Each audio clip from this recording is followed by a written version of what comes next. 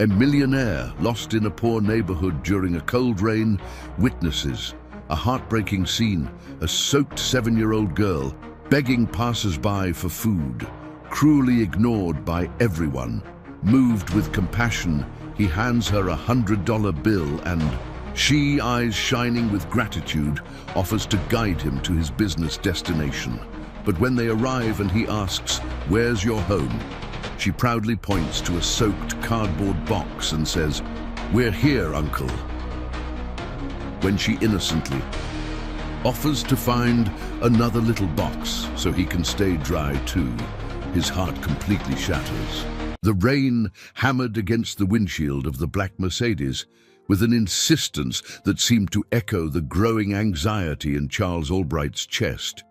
His hands, accustomed to holding multi-million-dollar contracts, trembled slightly on the steering wheel as he surveyed the narrow, unfamiliar streets of the rundown industrial neighborhood. The smell of wet asphalt invaded the car through the vents, mixing with the expensive cologne from his Italian suit, a contrast that did not escape his restless mind.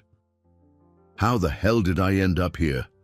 he muttered to himself, checking the address scribbled on a crumpled piece of paper one more time. The meeting with Ricardo Mendoza, the developer who promised to revolutionize his real estate investments, was supposed to happen in 40 minutes, but his GPS had died 3 blocks ago, leaving him completely lost in this urban labyrinth. Charles had always prided himself on his ability to navigate the business world with surgical precision, but here, surrounded by modest houses and unmarked streets, he felt like a lost child. The rain intensified, turning the drops into a hard drum roll against the car's metal frame. He slowed down, looking for anyone who might help, when his eyes locked onto a scene that made his heart clench. A little girl, no more than 7 years old, was standing under a broken awning. Her soaked clothes clung to her thin body like a second skin, and her matted brown hair, plastered to her face, couldn't hide the large, sad eyes that silently pleaded with passers-by. With one hand outstretched and a voice nearly inaudible in the downpour, she asked for food from every person who passed. Charles's heart broke as he watched the coldness of the people. A man in a suit skirted around her as if she were contagious. A woman with an umbrella muttered something unpleasant and quickened her pace. A young couple simply ignored her, talking loudly about their dinner plans. The human indifference to a child's suffering was a cruelty he had never witnessed so up close. Without a second thought, Charles pulled over and got out, immediately feeling the cold rain soak through his expensive suit. He walked toward the girl, who watched him with a mixture of hope and fear. Her eyes, despite their sadness, shone with a surprising intelligence for someone so young.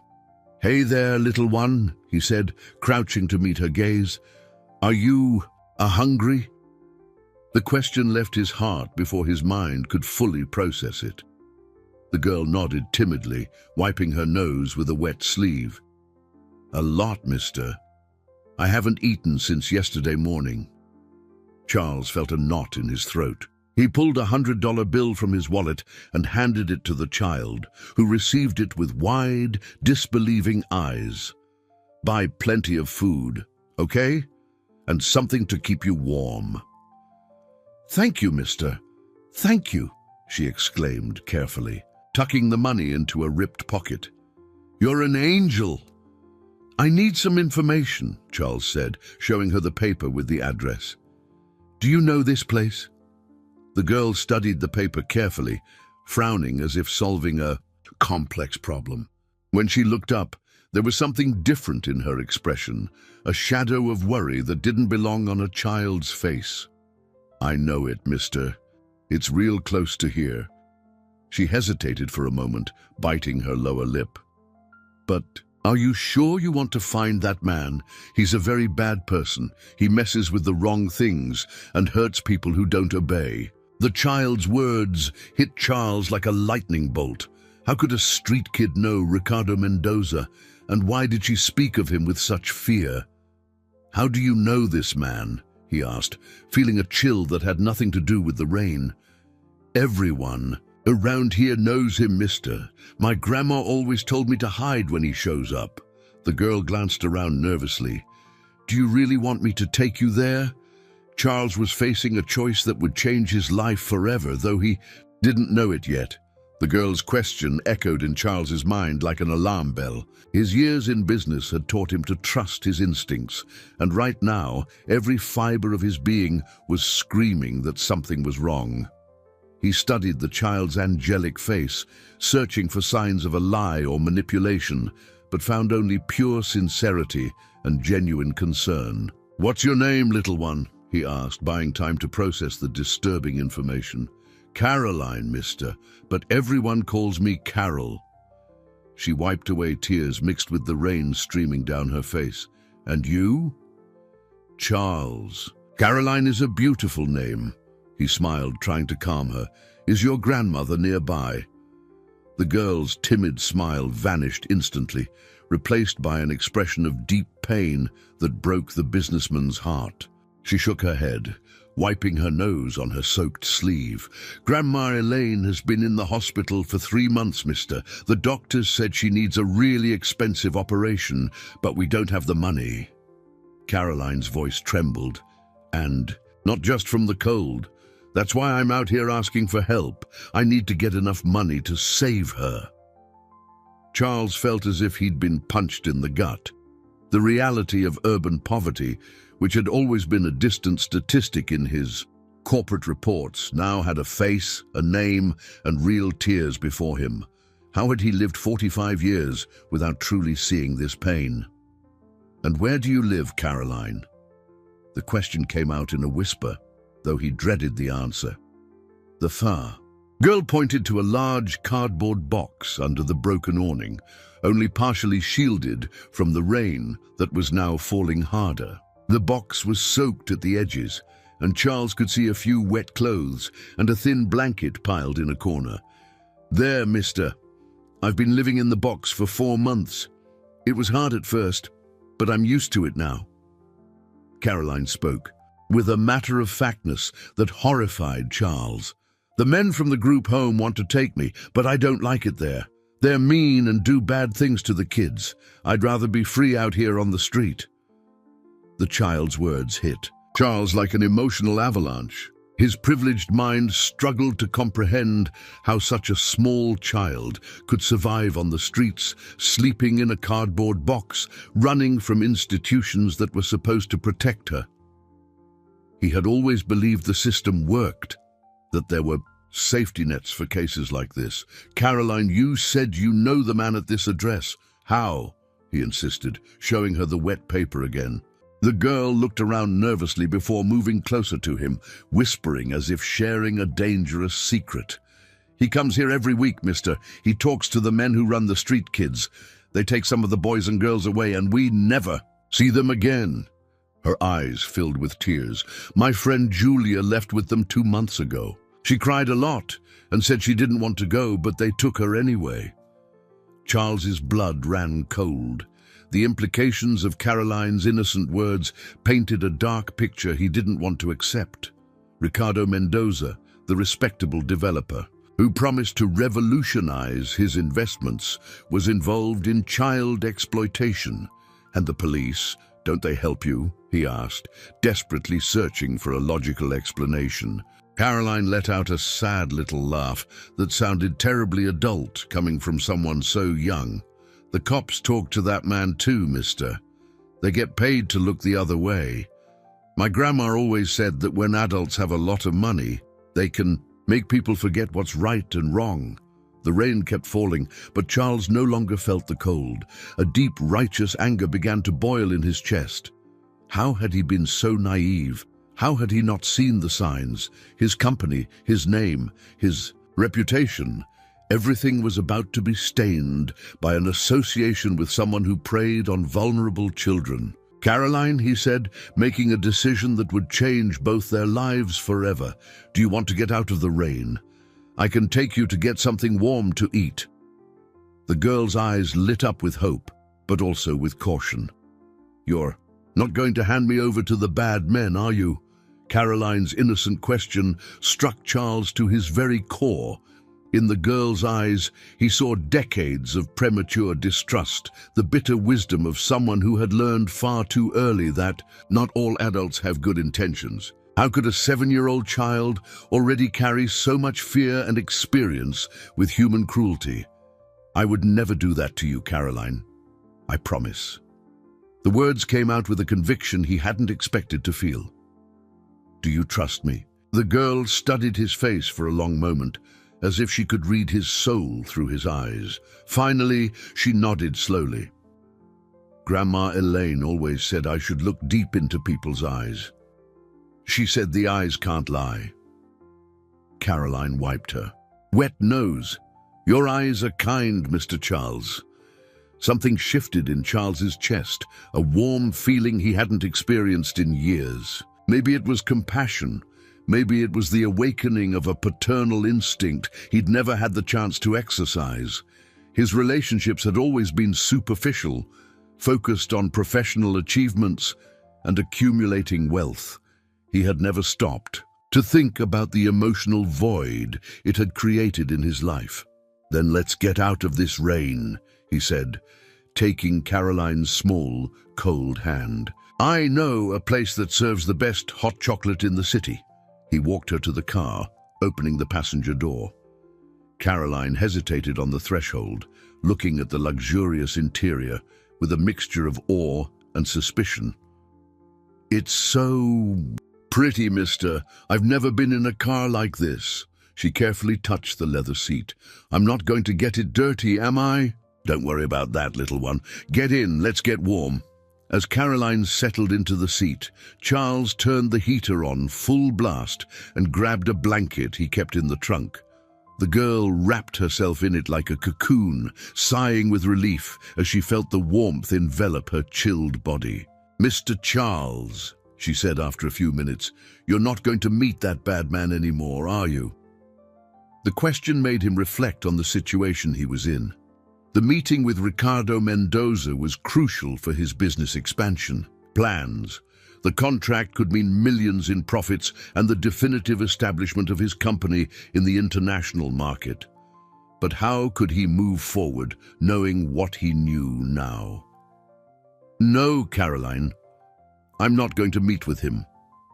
The decision came naturally, without the cold analysis he usually applied to business matters. There are things more important than money.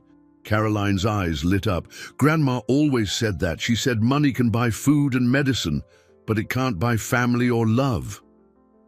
As he drove through the streets toward the city center, Charles couldn't stop thinking about the simple wisdom of this abandoned child.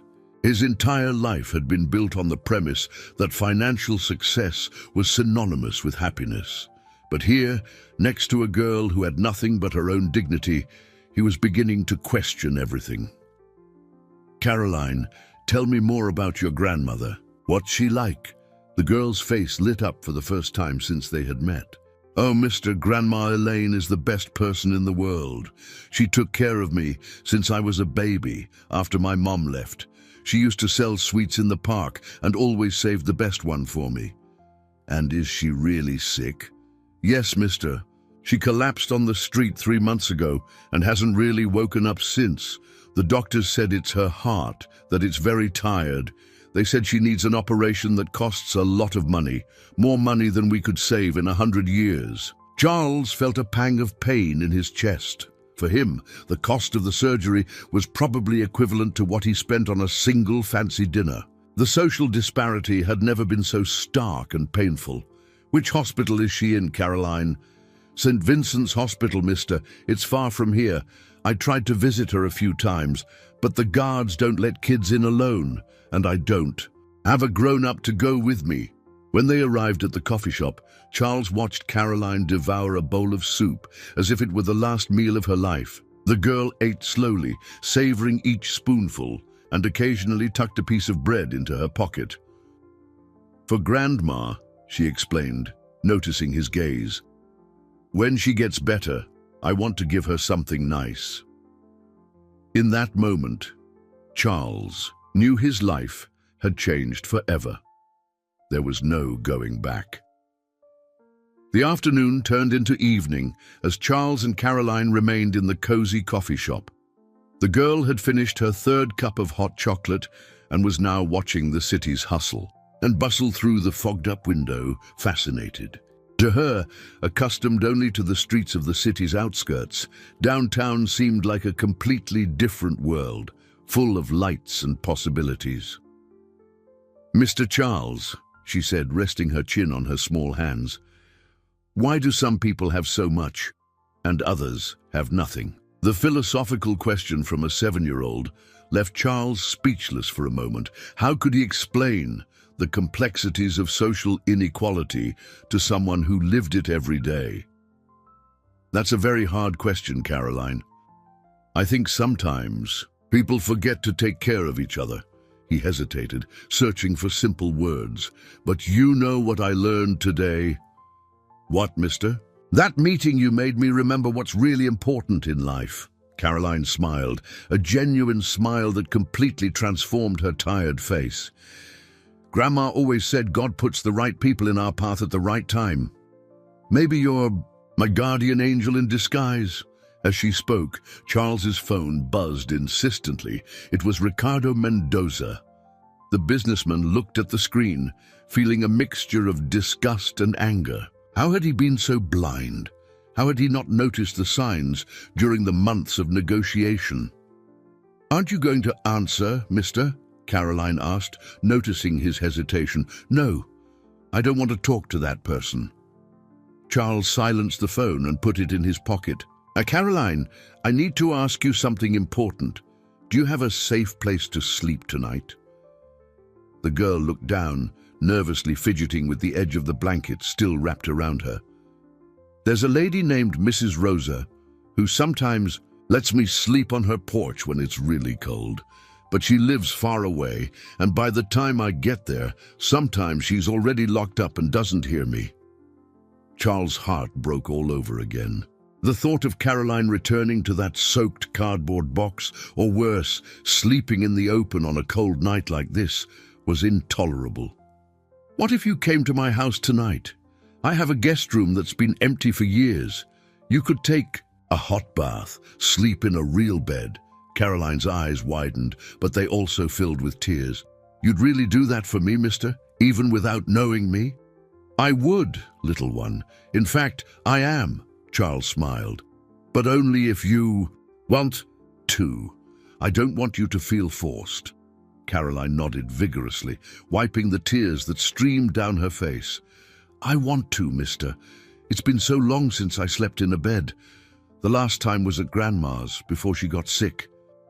During the drive to Charles's mansion, Caroline was silent, absorbing the urban landscape as it gradually shifted from commercial buildings to affluent residential neighborhoods.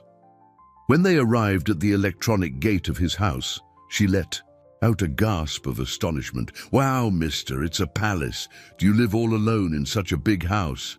"I do. It's too big for one person, isn't it?" For the first time, Charles saw his house through someone else's eyes and realized how absurd it was to live alone in so much space. Inside the house, Caroline walked slowly through the rooms, carefully touching the furniture as if it were fragile artwork. In the living room, she stopped in front of a photo of Charles receiving a business award. "You're very important, aren't you, mister?" she asked, impressed. "People say so. But today I discovered that real importance is something else." He knelt beside her. "Come on, I'll show you your room." The guest room was larger than the entire area where Caroline used to live on the street. She walked through the suite, touching everything with reverence. The king-size bed, the silk curtains, the bathroom with its marble tub. "Can I really sleep here, Mr. Charles?" "You can. And tomorrow we're going to take care of some important things." "What things?" she asked, taking off her wet shoes. "First, we're going to visit your grandmother at the hospital. Then we're going to talk to the doctors about her surgery." Caroline ran to him and hugged him tightly, as if he were a father she hadn't seen in a long time. Thank you, mister. Thank you for not abandoning me like everyone else does. In that hug, Charles felt he had found something he hadn't even known he was looking for, a true purpose for his life. The next morning brought a timid sun that struggled to break through the clouds still heavy from the previous day's rain. Charles woke up early as usual, but for the first time in years, he didn't immediately think of spreadsheets or meetings.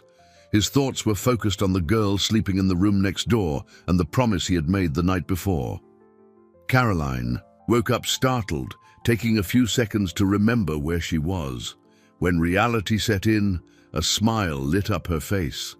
She had slept in a real bed with clean sheets and soft pillows. It was as if she had stepped into a dream she never wanted to end. "Good morning, little one." Charles greeted her when she appeared in the kitchen, still wearing the previous day's clothes, but with her hair combed and her face washed. "Did you sleep well?" "It was the best night of my life, Mr. Charles." Caroline sat at the table, gazing in wonder at the breakfast he had prepared. Fresh bread, fruit, juices, and scrambled eggs. "Is this all for me?" "Of course it is. Eat up because we have a big day ahead of us." While Caroline savored every bite as if it were a royal banquet, Charles explained the plan for the day. First, they would go to the mall to buy her some proper clothes. Then they would head to St. Vincent's Hospital to visit Grandma Elaine. At the mall, Caroline froze in front of the sheer number of options. She had never been in a place like it, with so many stores, lights, and well-dressed people. She held tightly to Charles's hand, afraid of getting lost in this unknown world. "Pick whatever you want, Caroline. You need new clothes." "But it's so expensive, mister. Grandma always said we should only spend money on what we really need." "Your grandmother is a wise woman, but you need clothes, so it's not a waste." Charles smiled. "Besides, I want you to feel pretty and comfortable." Caroline chose only the essentials: 2 simple outfits, new shoes, and a warm coat. She refused to take more despite Charles's insistence. "This is already more than I ever dreamed of having, mister." The drive to the hospital was marked by Caroline's growing anxiety. She hadn't seen her grandmother in almost a week since the last time she had tried to enter the hospital and been stopped by security. Her small hands trembled as she clung to the car seat. "What if Grandma doesn't recognize me, Mr. Charles? What if she's really, really sick?" "It doesn't matter how she is, Caroline.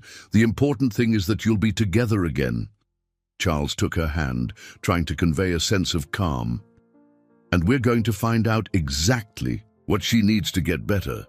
At the hospital, the receptionist directed them to the 5th floor, the cardiology wing. The hallway was long and cold, with that characteristic hospital smell that made Caroline wrinkle her nose.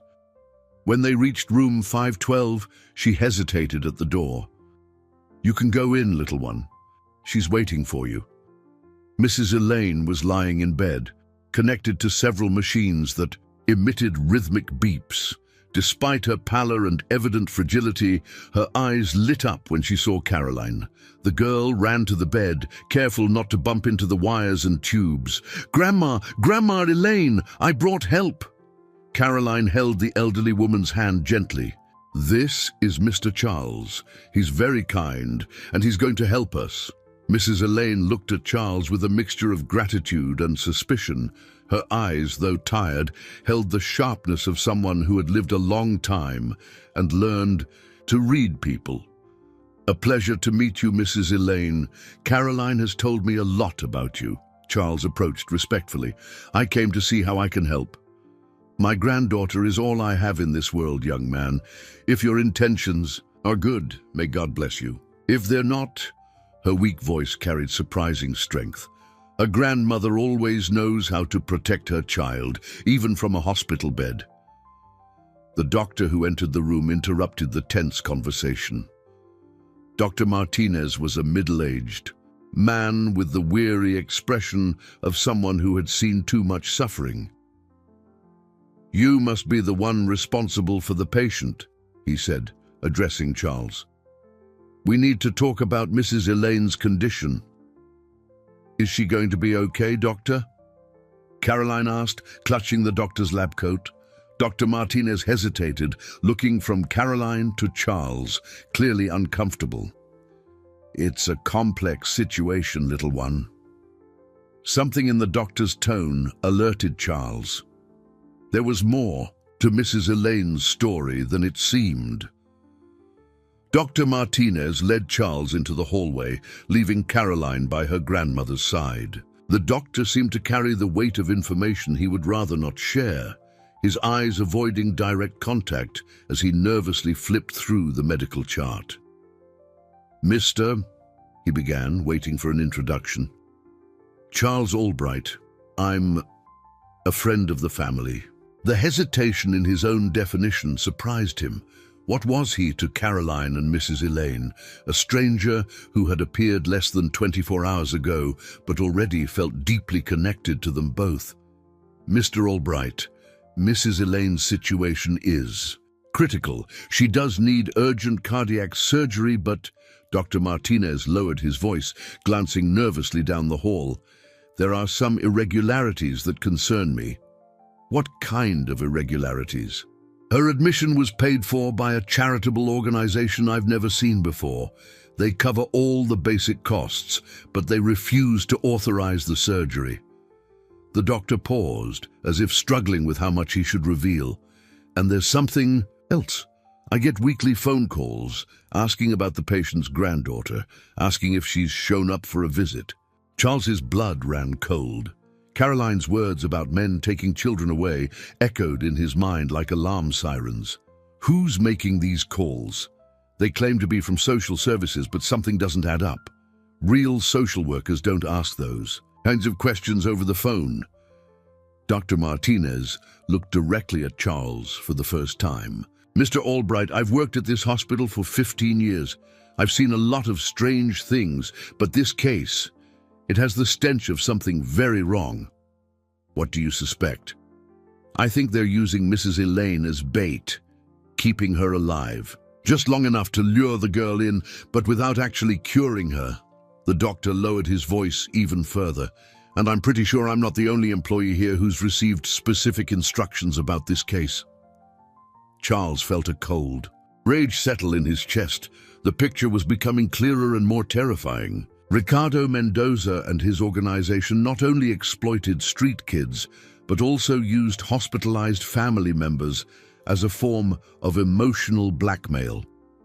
"Doctor, if I wanted to pay for Mrs. Elaine's surgery, could it be done today?" "Technically, yes, but..." Dr. Martinez hesitated again. "Mr. Albright, if you do this, you'll be interfering with something much bigger and more dangerous. These people don't like it when their plans are disrupted. Leave that to me. How much is the surgery?" When Dr. Martinez told him the amount, Charles almost laughed. It was a sum he'd spend without a thought on business dinners. For Mrs. Elaine and Caroline, it represented the difference between life and death, hope and despair.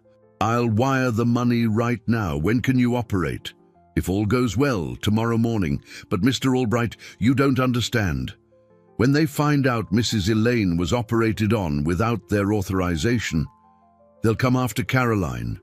Charles finished the thought, his mind already racing for solutions. "That's why she needs to stay hidden until we sort this out."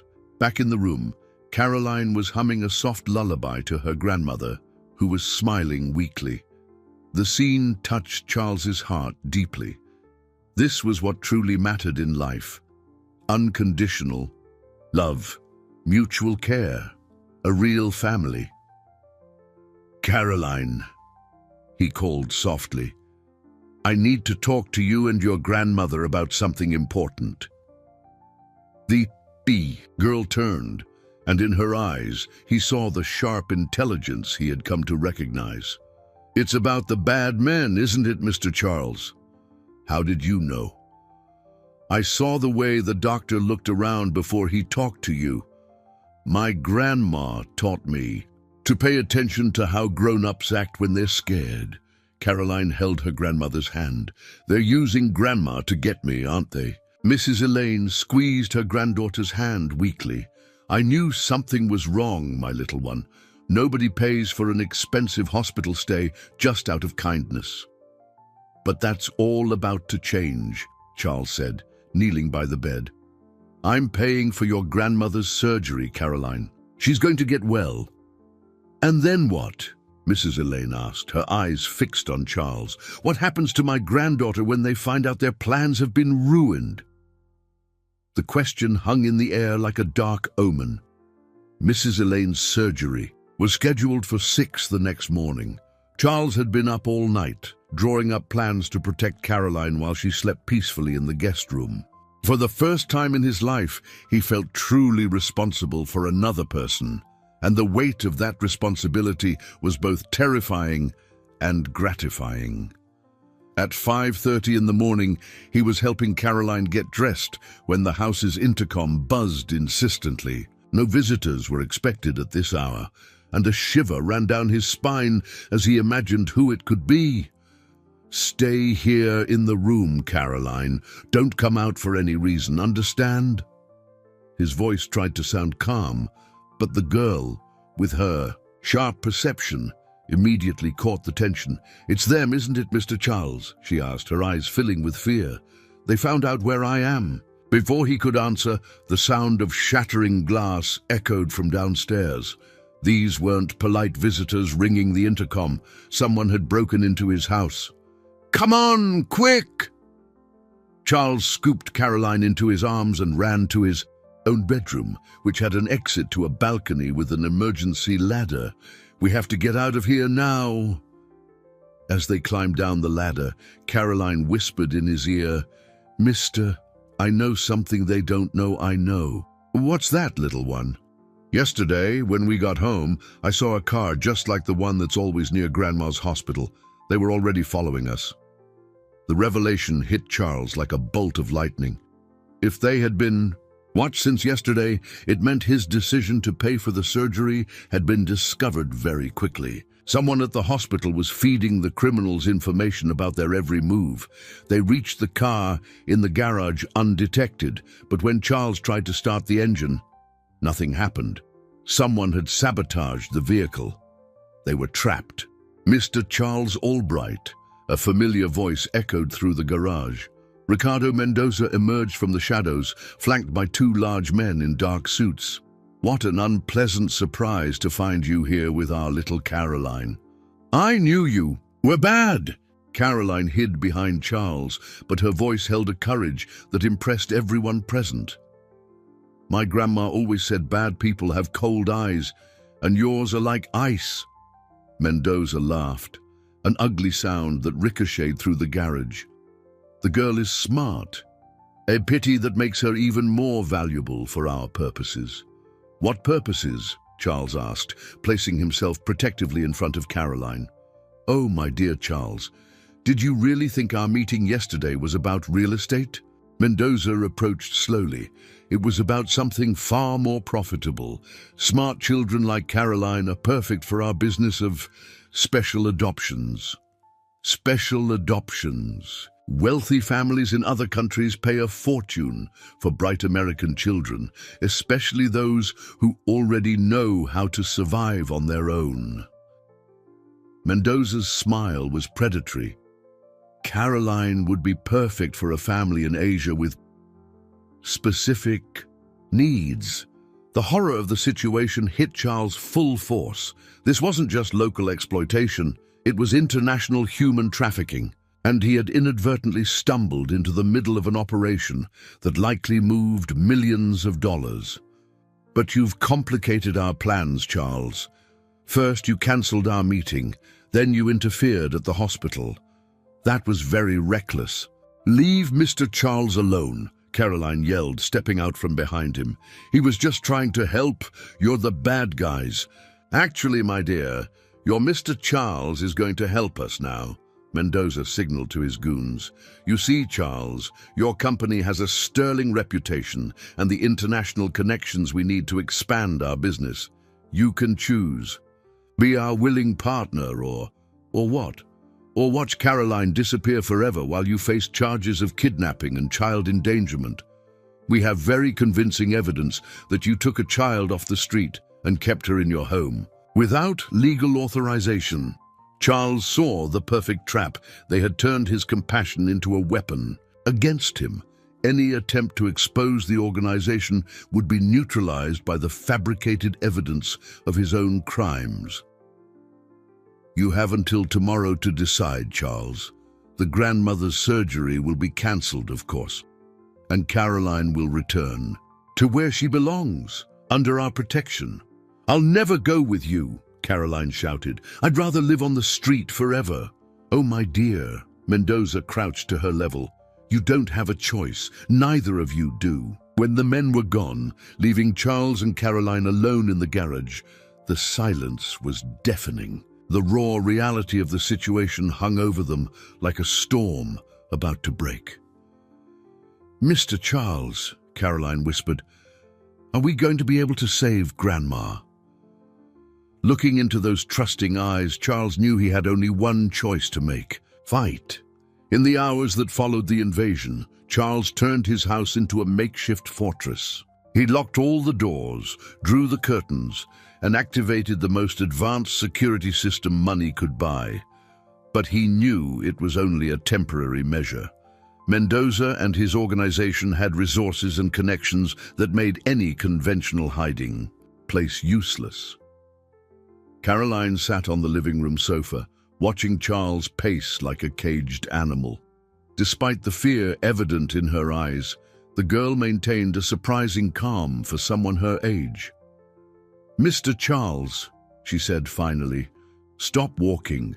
You're making me dizzy. Sorry, little one, I'm trying to think of a way out of this. He sat beside her, running his hands through his hair in despair. How could I have been so naive? How did I not see it was a trap?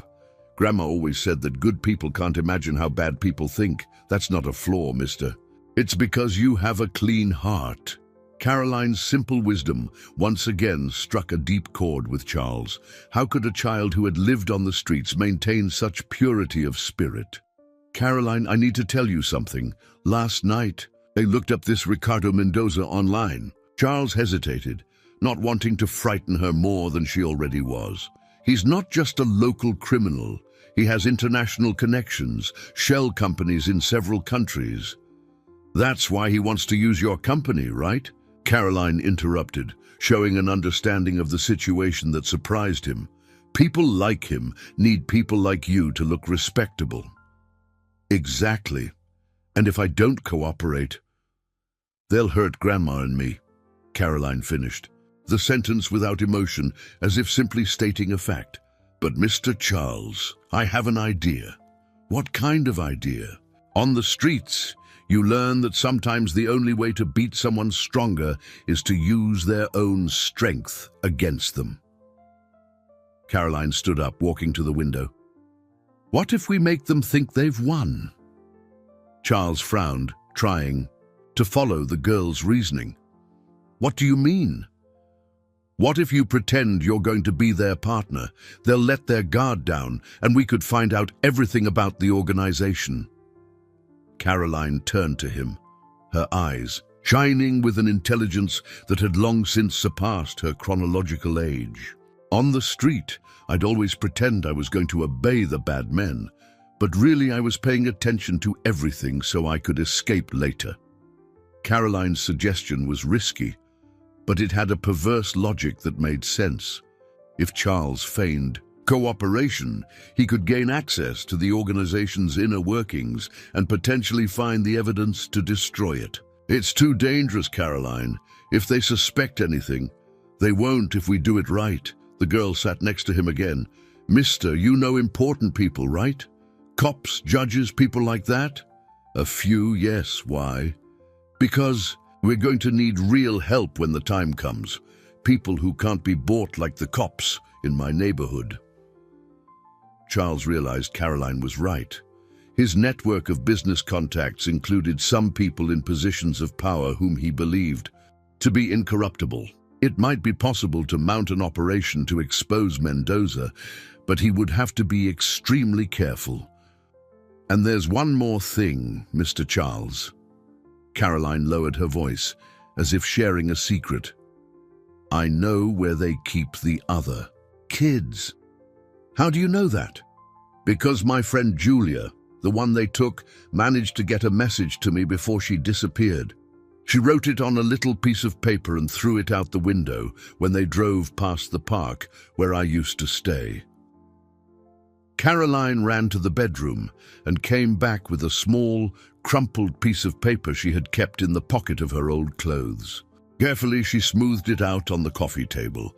The childish handwriting was faded, but still legible. Carol, Blue Warehouse near the abandoned factory. Lots of kids, help me. She's asking for help, Charles murmured, feeling the weight of responsibility grow even heavier. This isn't just about you and your grandmother, Caroline. There are other children suffering. I know, mister.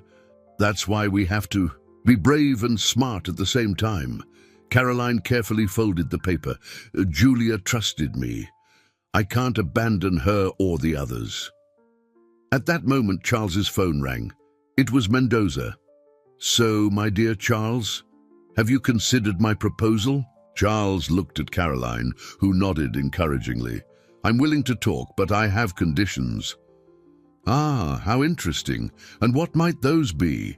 I want to see the kind of operation you're running. If I'm going to risk my reputation, I need to know exactly what I'm getting into. There was a pause on the other end of the line. Very sensible of you. Tomorrow night at 8. I'll send the address. When he hung up, Charles felt as if he had just signed a pact with the devil. But looking at Caroline, he knew he had no other choice. The war had begun. The address Mendoza sent led to an industrial warehouse in the Port District, an area known for its lack of police presence and abundance of questionable activities. Charles drove in silence, his fingers drumming nervously on the steering wheel as he mentally rehearsed the plan he and Caroline had devised.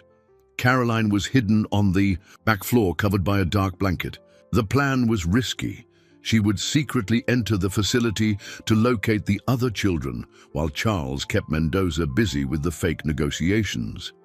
It was a plan that hinged on the courage and intelligence of a 7-year-old girl, and that terrified. Charles, remember the rules, Caroline, he whispered, checking the rearview mirror. I stay hidden, I watch everything, I don't make a sound, and if anything goes wrong, I run to the meeting point we picked out. Her voice came muffled from under the blanket. Mr. Charles, what if they figure you out? They won't. I'm going to give the performance of a lifetime. Charles tried to sound more confident than he felt. And you're going to be my little spy. They arrived at the location at 8 o'clock sharp. The warehouse was immense, with broken windows and peeling walls that told stories of neglect. Several expensive cars were parked outside, suggesting the meeting involved more people than just Mendoza. Charles parked the car in a strategic position that would allow Caroline to slip out through the back of the warehouse unseen. Now, little one, good luck. Good luck to you too, mister. Remember, look interested, but not too eager.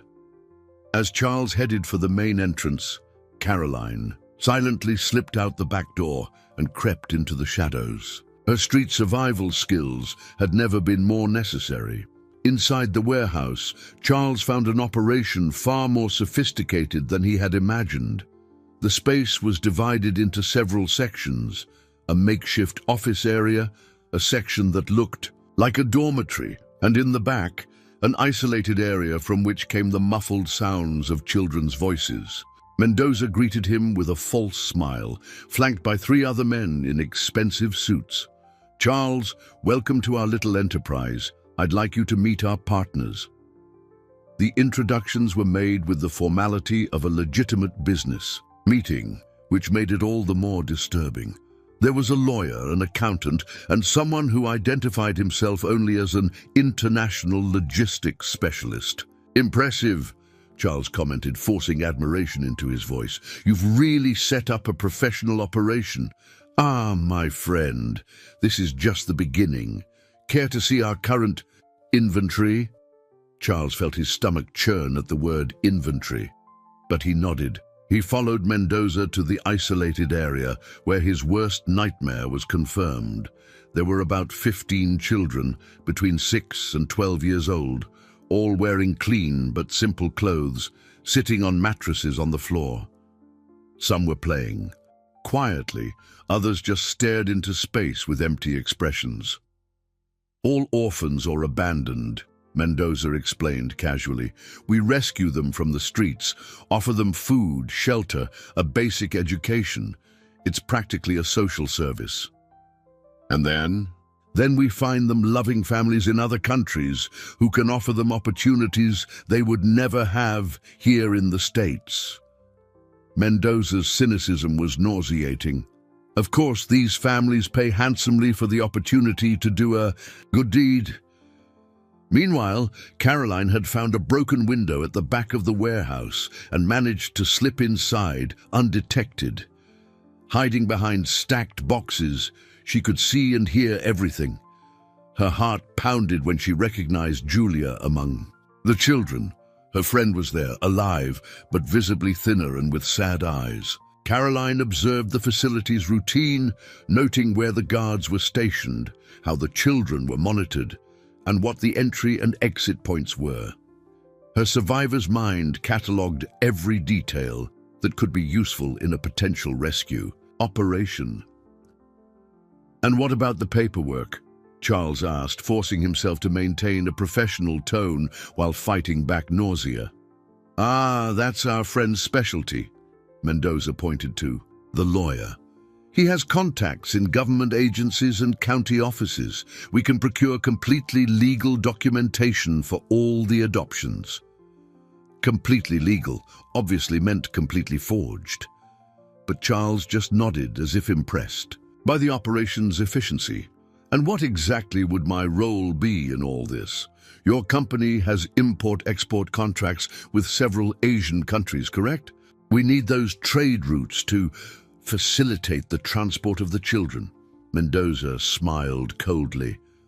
"And your impeccable reputation would give us the credibility we need to expand operations." Caroline, still hidden, overheard a conversation between two guards that made her blood run cold. They were talking about a special shipment scheduled for the following week, when 10 children would be sent to premium clients in Asia. "And what's in it for me?" Charles asked, hating himself for asking the question. 10% of every transaction, considering each child is worth between $50,000 and $100,000? Mendoza let the math speak for itself. "It's a tempting offer," Charles said, making a great effort to sound interested. "But I need assurances. How do I know I won't be incriminated if something goes wrong?" "My dear Charles, you're already incriminated. Remember little Caroline sleeping at your house?" Mendoza's predatory smile confirmed what Charles already knew. There was no easy way out of this situation. Caroline remained hidden for another 20 minutes, absorbing every detail of the criminal operation. She observed the guards' schedules, the children's routine, and most importantly, discovered where the keys to the transport vehicles were kept. Her young mind, sharpened by the need to survive, mentally drafted a complete map of the location. Meanwhile, Charles continued his performance, feigning growing interest in the proposal.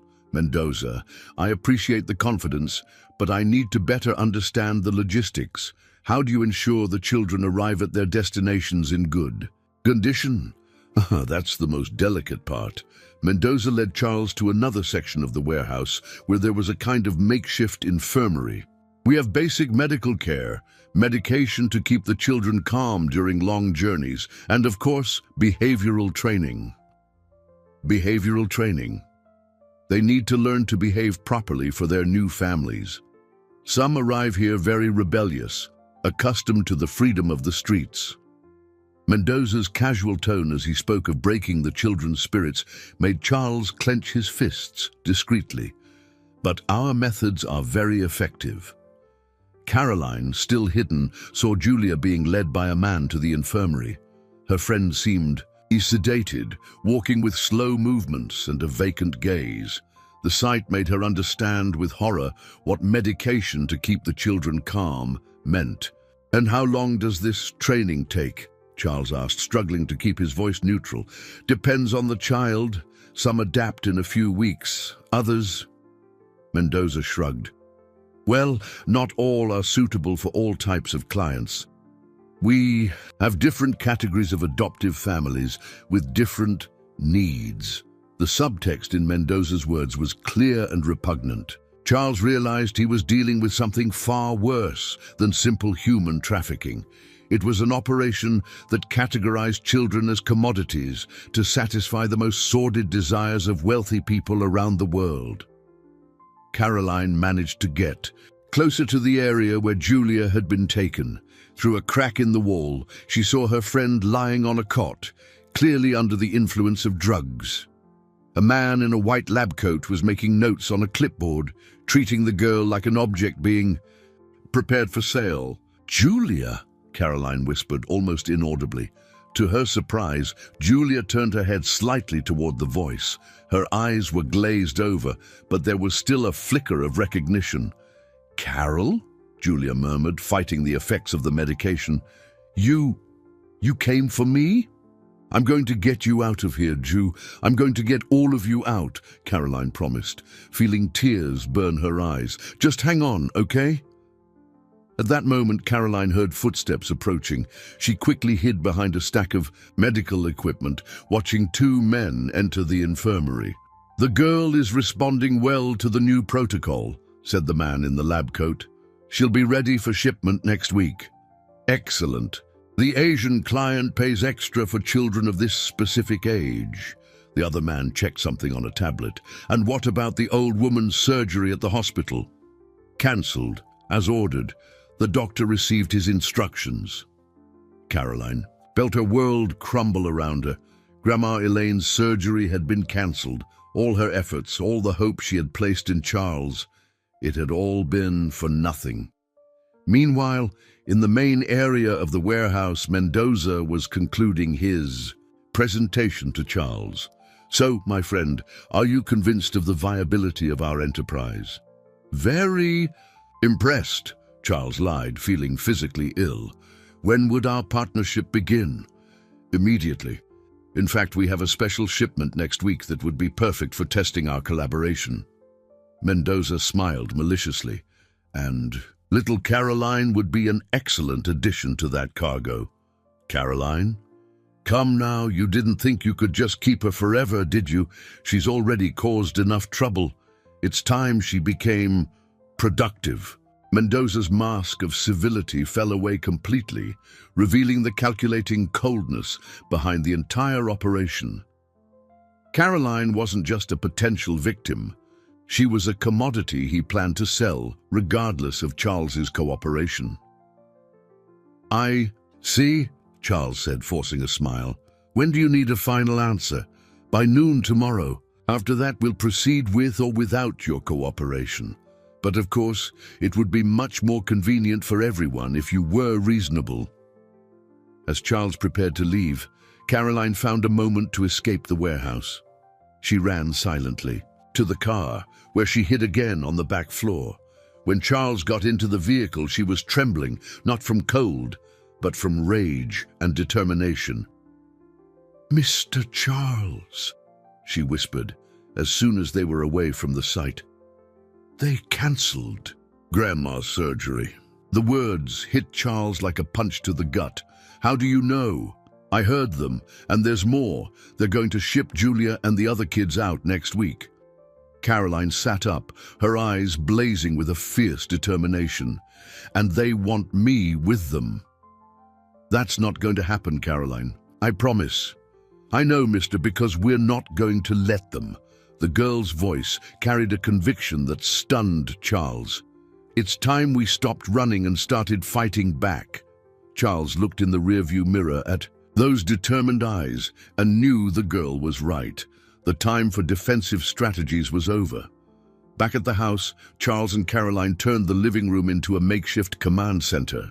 Papers spread across the coffee table showed the map of the warehouse that Caroline had drawn from memory, with an accuracy that was astonishing for a child her age. Every detail was carefully noted: guard locations, shift change times, escape routes, and most importantly, where exactly the children were being held. "Mr. Charles, we need help," Caroline said, pointing to the drawing. "There are too many armed men, and they're not just going to let us walk in and leave with the kids." Charles agreed, having already reached the same conclusion. "I have some contacts who might help, but I need to be sure I can trust them. If Mendoza was able to corrupt people at the hospital and the local police, what if we talk to the kids themselves first?" Caroline interrupted, her eyes bright with an idea. "They know the place better than any adult, and they know which guards are more relaxed, what times are easiest to slip away. How would we do that? I go back, alone this time?" Caroline spoke with a determination that frightened Charles. "I'll pretend I gave myself up, that I ran away from you because I was scared. Then I can talk to Julia and the others." "Absolutely not. It's far too risky, Caroline. Mister, I survived 4 months on the streets by myself. I know how to handle dangerous people." The girl took his hand. "And besides, if we don't do something, all those kids are going to disappear forever next week." Caroline's logic was irrefutable, but the thought of putting her in danger again was unbearable for Charles. He had developed a paternal love for her that he didn't know was possible to feel. "There is another way," he said finally. "I'm going to call someone I trust completely." Charles dialed a number he hadn't used in months. On the other end of the line, a familiar voice answered. "Detective Santiago." "Marina, it's Charles Albright. I need to speak with you urgently, and it can't be over the phone." Detective Marina Santiago was one of the few people in positions of power Charles knew personally and trusted completely. They had met years ago at a charity event, and she had always remained incorruptible despite the pressures of the system. 2 hours later, Marina arrived at Charles's house, accompanied by a man who introduced himself as FBI Special Agent Lucas Rodriguez. The detective was a woman in her 40s, with salt and pepper hair and piercing eyes that seemed capable of detecting a lie from a mile away. "Charles, you said this was about child trafficking. I hope you have solid evidence," Marina said, sitting down in the living room. "More than evidence. I have an eyewitness," Charles called for Caroline, who entered the room with the detailed map she had drawn. For the next 30 minutes, Caroline recounted everything she had seen and lived through, from her months on the streets to her infiltration of the warehouse the night before. Her narrative was clear, detailed, and devastatingly convincing. Marina and Lucas asked specific questions, and Caroline answered them all with a precision that impressed the seasoned officers. "This kid has a photographic memory and a detective's instincts," Lucas murmured to Marina. "And if half of what she's saying is true, it's all true," Caroline interrupted, having overheard the whisper. "And there's more. They talked about other warehouses in other cities. It's not just here in Chicago." The revelation made Marina and Lucas exchange worried glances. If Caroline was right, they weren't just dealing with a local operation, but a national human trafficking network. "Caroline," Marina said, crouching to meet the girl's gaze, "would you be able to guide us to this warehouse? Show us exactly where everything is?" "Of course, but..." Caroline hesitated, looking at Charles. "What about Grandma Elaine? They cancelled her surgery. If she doesn't have it soon..." "Leave that to us," Lucas said.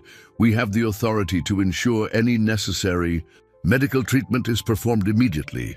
"Really?" Caroline's eyes filled with hope for the first time in days. "Really? But we need to act fast. If this shipment is scheduled for next week..." Marina looked at Lucas. "How many agents can you mobilize discreetly? For an operation of this magnitude, 20, maybe 25. But it will have to be very well coordinated. Caroline raised her hand timidly. Can I make a suggestion? The three adults turned to her, waiting. What if we use the kids themselves to help with the operation? They know the place, they know how to hide, and they can create diversions when you need them. The suggestion was risky and unconventional, but it had a logic that couldn't be ignored. The children would have maximum motivation to cooperate and intimate knowledge of the location. It's risky, Marina said thoughtfully, but it could work. There's one more thing, Caroline added. I know a way into the warehouse without anyone seeing, and if everything goes right, I can warn the other kids before you arrive. Lucas shook his head. We can't put a child at risk like that. Agent Rodriguez. Caroline looked him directly in the eye. I'm already at risk. We all are. The difference is, now we have a chance to fight back. The silence that followed was broken by Charles. She's right. Caroline is no ordinary child. She's a survivor. Marina made the final decision. All right, we'll do it, but with every possible precaution. As they planned the details of the operation, no one noticed the black car parked across the street, nor the man observing the house with binoculars. The operation was set for the following morning before dawn. Caroline had insisted on being the first to enter the warehouse, 2 hours before the tactical team's arrival, to prepare the other children and create the necessary conditions for the rescue. Charles stayed up all night, alternating between checking the communication equipment and watching Caroline sleep peacefully, as if it were just another normal night. At 4 in the morning, Caroline woke up naturally, as she always did when something important was about to happen. She put on the dark clothes Charles had bought especially for the operation and pocketed a small transmitter that would allow the tactical team to monitor her movements. Do you remember everything we planned? Charles asked, kneeling in front of her. I go in through the back window, find Julia and the other kids, explain the plan, and wait for the signal for the diversion. Caroline recited the instructions like an experienced soldier. If anything goes wrong, I use the emergency exit I marked on the map. And if the guards catch you, I pretend I ran away from you and came to turn myself in. That'll buy time. Until you get here. Caroline hugged Charles tightly. Mister, if anything happens to me, nothing is going to happen, Charles interrupted, though his own voice trembled. You're going to come home. We'll get your grandma her surgery, and then we're going to be a real family. Promise? I promise. Marina and Lucas were in position 2 blocks from the warehouse with their teams. The plan was precise. Caroline would enter first to prepare the children, then the tactical team would surround the location while she created an internal diversion that would allow for the simultaneous rescue of all the victims. Caroline infiltrated the warehouse exactly as planned, using the same route as the night before. The place was quieter than before, with only 2 guards visibly making lazy rounds. She reached the area where the children slept without being detected. Julia, she whispered, gently touching her friend's shoulder, wake up, but don't make a sound. Julia opened her eyes slowly, still under the effect of the medication, but she managed to recognize Caroline. Carol, what are you doing here? They'll catch you. Not if we get them first. Listen carefully. I brought the real police, not the crooked ones from around here. In an hour, they're going to raid this place and get everyone out.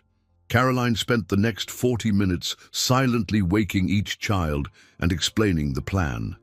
The initial reaction was disbelief. After all, these were children who had been let down by the system so many times they no longer believed in salvation. But Caroline's determination and confidence were contagious. When I give the signal, she explained to the group, you run to the spots I showed you on the drawing. Don't look back. Don't stop to grab anything. Just run. At 5:45 in the morning, Caroline received confirmation via the transmitter that the tactical team was in position. It was time to create the diversion that would allow for the coordinated entry of the law enforcement team. The plan was simple but risky. Caroline would activate the warehouse's fire alarm system, creating enough confusion for the guards to disperse and the children to run to the predetermined escape points. But as Caroline made her way to the alarm panel, she heard a familiar voice that made her blood run cold. "Hello, little Caroline. What a surprise to find you here again." Mendoza was standing at the entrance to the children's area, flanked by 4 armed men. His smile was colder and crueler than Caroline had ever seen. "You know, after your Mr. Charles's little visit last night, we started to suspect something wasn't right." Mendoza approached slowly. "So we decided to watch his house. Imagine our surprise when we saw federal agents coming and going." Caroline tried to remain calm, but she could feel her heart pounding in her chest. The plan had been discovered. Mendoza knew everything. "I don't know what you're talking about," Caroline tried, but her voice betrayed her nervousness. "Oh, my dear, you're too smart for that kind of lie," Mendoza signaled to his men, who began to surround the other children. "In fact, your intelligence is precisely the problem. You've seen too much, you know too much." Through the hidden transmitter, Marina and Lucas heard the entire conversation. The operation was compromised, and Caroline and the other children were in immediate danger. "All units, move in now," Marina ordered over the radio. "The op is compromised. Top priority, safety of the children." In the warehouse, Mendoza continued his sinister monologue. "You've caused a lot of trouble, Caroline. Far more trouble than one child is worth. But don't worry, we've found special clients who pay extra for problematic children." "I'm not going anywhere with you," Caroline shouted, running toward the alarm panel. She managed to activate the system before the men could reach her. Immediately, deafening sirens began to blare, and red lights flooded the warehouse. In the ensuing chaos, the children ran to the escape points as planned, but Caroline couldn't get away. One of Mendoza's men grabbed her by the arm, lifting her off the ground as she kicked and screamed. "Now you're going to pay for all this trouble," Mendoza said, his mask of civility completely gone. It was at that moment that the warehouse doors burst open and the tactical team swarmed the location, with Marina at the front yelling, "FBI, nobody move!" The final confrontation had begun. The shootout that followed lasted only a few minutes, but to Caroline it felt like an eternity. Dangling from the arm of Mendoza's henchman, she watched the police raid with a mixture of terror and hope. Marina led the operation with military precision, while Lucas coordinated the rescue of the children who were running for the predetermined escape points. "Let the girl go!" Marina shouted, her weapon aimed directly at the man holding Caroline. "There's no way out for you!" Mendoza, even cornered, tried one last desperate ploy. "Detective, I believe there's been a misunderstanding. We are a legally chartered charitable organization. These children are in our care by court order." "A forged court order," Lucas retorted, appearing from the opposite side with documents in his hand. "We've already checked. Your entire operation is based on forged paperwork." Caroline seized a moment of the henchman's distraction to bite his hand with all her might. The man yelled in pain and let her go, allowing her to run toward Marina.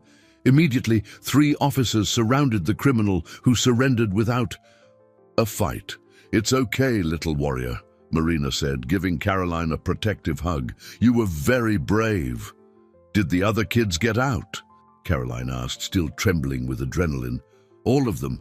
They're all safe, thanks to your plan." Marina smiled with pride. "Now it's our turn to take care of you." Mendoza was arrested along with his accomplices, but even in handcuffs, he maintained an arrogant smirk. "You have no idea the size of the operation you're trying to dismantle. We are just a small part of something much bigger." "Maybe," Lucas said, approaching him, "but every tall building crumbles when you remove the right foundations." As the criminals were led away, Caroline had an emotional reunion with Julia and the other children. Despite the trauma they had endured, they all showed impressive resilience and infinite gratitude for their newfound freedom. "Carol, you're the bravest kid I know," Julia said, hugging her friend. "You really saved us." "We saved ourselves, Ju, together." Caroline smiled, but her thoughts were already on another urgent concern. "Mr. Charles, what about Grandma Elaine?" Charles, who had arrived on the scene as soon as the operation was complete, hugged Caroline as if he hadn't seen her in years. "It's all taken care of, little one. Your grandmother's surgery has been rescheduled for today. The best cardiologists in Chicago are already getting everything ready." "Really? Really? And do you know the first thing she said when she heard you were safe?" Charles smiled. That she was proud to have such a brave granddaughter. In the weeks that followed, the rescue operation gained national attention. The human trafficking network run by Mendoza was completely dismantled, resulting in the arrest of dozens of criminals and the liberation of more than 60 children across the country. Caroline became a little national hero, but she preferred the tranquility of the new life she was building. Charles had officially started the adoption process, and she finally had what she had always dreamed of, a real family. Mrs. Elaine recovered completely from her heart surgery and now lived in Charles's house, caring for Caroline and helping with the adjustment of the other rescued children who were temporarily staying with the new, improvised family. "You know, Grandma," Caroline said one sunny afternoon as she played in the garden with Julia and 2 other girls still awaiting placement with adoptive families, "I think everything happened the way it was supposed to." "What do you mean, my little one?" Mrs. Elaine asked, watching the children play. "If I hadn't ended up on the street, I wouldn't have met Mr. Charles. If I hadn't met him, we wouldn't have saved all those kids." Caroline stopped playing and looked thoughtfully at the sky. "Sometimes bad things happen so that very good things can be born." Charles, who was listening to the conversation from the porch, felt his eyes well up. This extraordinary girl had changed not only his life, but also the lives of dozens of other children. She had transformed his individual compassion into a force capable of bringing down an entire criminal organization. "Mr. Charles," Caroline ran to him, "can I ask you a question?" "Of course, little one. Do you regret stopping to help me that rainy day?" Charles scooped her into his arms, looking directly into her bright eyes. "Caroline, that was the best day of my life. It was the day I learned what it really means to be rich." "And what does it mean?" "It means having a family that loves you and people to care for. It means using what you have to protect those in need." He hugged her tightly. "It means having a brave daughter like you." Caroline smiled, finally at peace. The rain that had brought so much suffering had also brought the greatest blessing of their lives. 6 months after that life-altering encounter, in the rain, Caroline was running through the garden of a mansion, transformed into a home. What was once an empty, cold house now overflowed with life, laughter, and love. The walls that once reflected only the echo of lonely footsteps now echoed with children's voices, loving conversations, and the sounds of a real family. The Carolina Albright Foundation had been officially inaugurated the previous week, on the exact spot where the cardboard box that was once the girls' home had stood. The community center was a dream come true, a safe space where vulnerable children received education, food, medical care, and most importantly, love and dignity. "Mr. Charles, come see," Caroline shouted from the center's entrance, where a golden plaque gleamed in the morning sun. "The new sign is here." Charles walked over, reading aloud. "The Carolina Albright Child Protection Center, where every child finds a family." He smiled, running a hand through his adopted daughter's hair. "Do you like the name?" "I love it, but you know what I love more?" Caroline pointed to the children playing in the yard. Seeing that no kid will ever sleep in a cardboard box in this neighborhood again, Mrs. Elaine approached, her health fully restored and her smile more radiant than ever. "My little one, you've become a little revolutionary. I'm so proud." Adun, the opening ceremony, was attended by Marina and Lucas, who had become close family friends. The detective had been promoted and now coordinated a national task force against human trafficking, directly inspired by the case Carolyn had helped solve. "You know your work led to the rescue of over 200 children across the country, right?" Marina said during her speech. Caroline proved that courage has no age and that one determined child can move mountains. Julia, now living with a loving family who had adopted her, ran up to Caroline. "Carol, remember when you promised me we'd get out of that horrible place?" "I remember." "You kept your promise. And now look." Julia pointed to the center, bustling with activity. "Hundreds of kids are going to have a better chance because of what you did."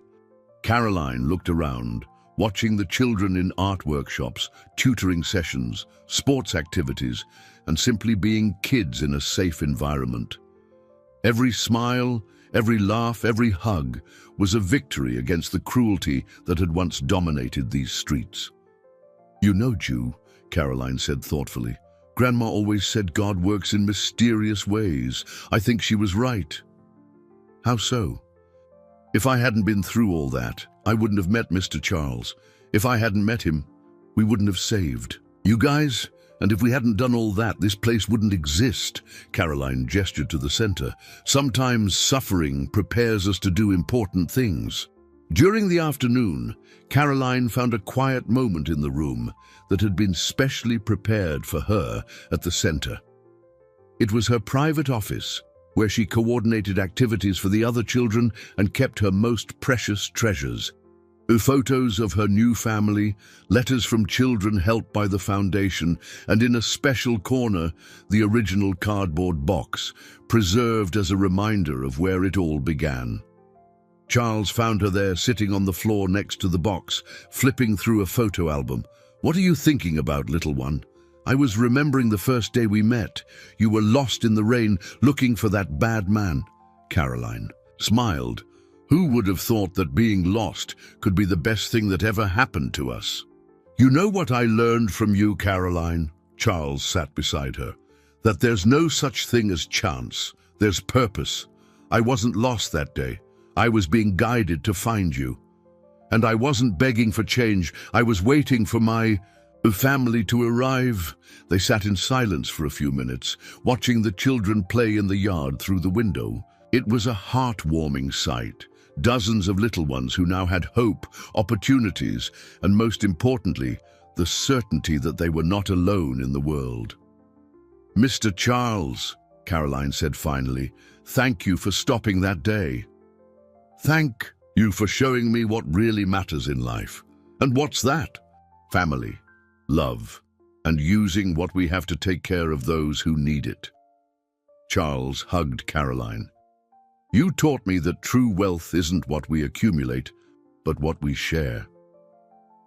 As the sun began to set, painting the sky in golden hues, the family gathered in the garden for dinner. Mrs. Elaine had prepared Caroline's favorite dish. Charles told funny stories from the office, and the girl talked excitedly about plans to expand the center to other neighborhoods. "You know what my biggest dream is?" Caroline said, her eyes shining with determination. "What's that?" Charles and Mrs. Elaine asked in unison. "That one day we won't need centers like this anymore because every child will already have a family that loves them." Caroline smiled. "Until then, we'll take care of every single one as if they were our own daughter, our own granddaughter, our own sister." That night, as Caroline slept peacefully in her bed, the same bed that had seemed an impossible dream months ago, Charles and Mrs. Elaine talked on the porch about their plans for the future. "She changed our lives forever," Charles said. "No," Mrs. Elaine corrected wisely. "She showed us who we always were on the inside. We just needed someone to teach us to be brave enough to love without limits." The gentle rain falling outside no longer brought sadness or despair. It was now a symbol of renewal, of second chances, and of the certainty that even in the darkest storms, there is always the possibility of a new dawn. Caroline had proven that a brave child, a compassionate heart, and the determination to do what is right can transform not just individual lives, but entire communities. Her story had become an inspiration for others to also have the courage to stop, look around, and extend a hand to those in need. Because in the end, we are all just people looking for a home. And sometimes that home isn't a place, but a family we choose to build with love, courage, and hope.